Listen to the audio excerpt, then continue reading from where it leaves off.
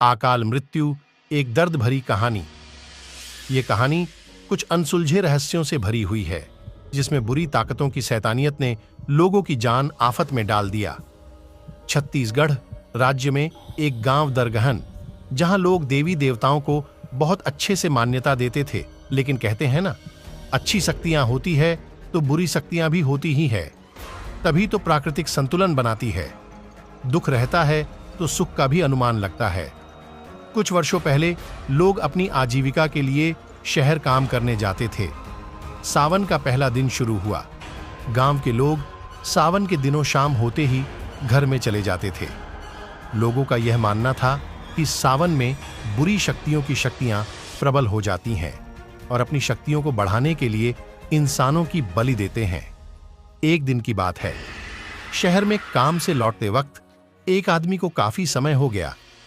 उस दिन गांव में 11 बजे रात को शूनशान रास्ता, रात की सन्नाटे भरी गहरी काली अंधेरी रात और कुत्तों की रोने की आवाज कुछ अशुभ होने का संकेत दे रहा था। उल्लुओं की डरावनी आवाज दिल की धड़कन बढ़ा रही थी।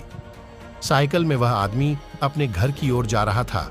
रास्ते में एक जोर का झोंका आया और कुछ गुनगुनाने की आवाज आई। कहां जा रहे हो? और पायल की आवाज सुनाई दी। वह आदमी डर से कांपने लगा और भगवान को याद करने लगा, हे भगवान, तेरी हमेशा पूजा किया, तेरी भक्ति की, आज मेरी रक्षा कर।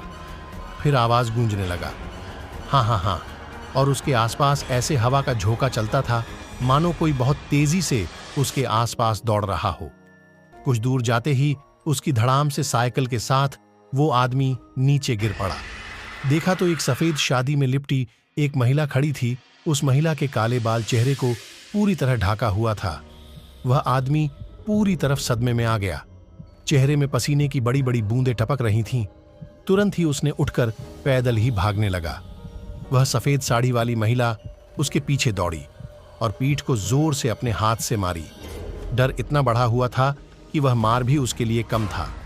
आखिर जान जो बचाना था। दर्द को भूलकर वह जी जान लगा के भागा। कभी कभी डर इतना बढ़ जाता है कि इंसान के मुंह से आवाज तक नहीं निकलती, और जब निकलती है तो बहुत जोर से। ऐसा ही हुआ। बचाओ बचाओ की आवाज लगाई। आखिर कौन थी वो महिला और उस आदमी के पीछे क्यों पड़ी थी?